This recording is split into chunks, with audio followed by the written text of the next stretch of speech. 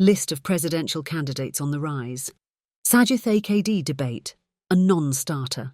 Sirisena gives it the slip amid SLFP crisis. Signal to NPP from Chinese Communist Party.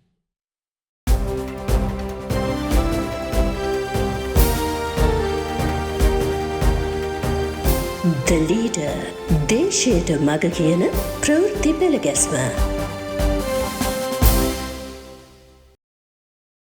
List of presidential candidates on the rise. The number of would-be presidential candidates is on the rise again. Presently, around 8 contenders are gearing up for the big race. They are President Ranil Wickremesinghe, SJB's Sajith Premadasa, NPP's Anura Kumara Disanayake, MJP's Dilith Jayawira, ex-Sports Minister Roshan Rana Singhe, former Chief of the Public Utilities Commission of Sri Lanka, Janaka Ratnayaka, and former President J.R. Jayawardena's grandson Ishan Jayawardena. Now, Justice Minister Wijayadasa Rajapaksa, the newly appointed acting chairman of the Sri Lanka Freedom Party, is considering his chances and says a decision will be announced in a few weeks' time. The SLPP remains undecided, with General Secretary Sagara Karyawasam saying party leader Mahinda Rajapaksa will take the decision. Mahinda said recently that their candidate could be a well-known businessman and media mogul. Could that be Dhammika Perera or Dilith Jayawira? Anyway, Dhammika's chances are on the rise now. Also, there is talk that he is to be appointed as the education minister. Ranil is already under pressure to remove Wijayadasa from the justice portfolio. He is to be replaced with Susil Premajayantha, and his ministry is tipped to be given to Dhammika. Hearing this, Dhammika told his business pals just days ago that he will show results if given both the premiership and the education portfolio together. Another rumour making rounds is that in the event the SLPP decides to support Ranil, it will name Dhammika to the premiership. All these are possibilities only. Nothing is for certain. What will then be the reaction of the likes of Prasanna Ranatunga, who are also eyeing the premiership? Patali Champika, Dullas Alahaparuma, and many others are also emerging as would-be candidates. This could well be the presidential election with the highest number of candidates. However, minor changes could happen once the election is announced. Sajith-AKD debate, a non-starter. The debate on the proposed debate between the Samagi Jana Balawagaya and the National People's Power goes on without any agreement. Many social media posts Ranil loyalists state that this will be a non-starter. They say neither Sajith nor AKD have properly realised the crisis, leaving alone the economy, to deliberate in a face-off. That is why both are dragging up irrelevancies and keep putting it off, according to them. AKD has now proposed 4 days for the debate, asking for a response in writing. Sajith reacted by stating he is ready. And a letter said to have been sent by him to AKD began to make rounds on social media Tuesday morning. It says he is ready for a debate on June 31st, a date non-existent in the calendar. The SJB says the letter is a fake. Its media spokesman SM Marikar alleges it to be a conspiracy by a certain party to inconvenience Sajith and to sabotage the debate. In the meantime, AKD's side has told the media that it would be meaningless to debate if Sajith tries to avoid it by refusing all the 4 days it has proposed. Sirisena gives it the slip amid SLFP crisis. The Sri Lanka Freedom Party is unlikely to field a candidate if its internal dispute goes on unresolved.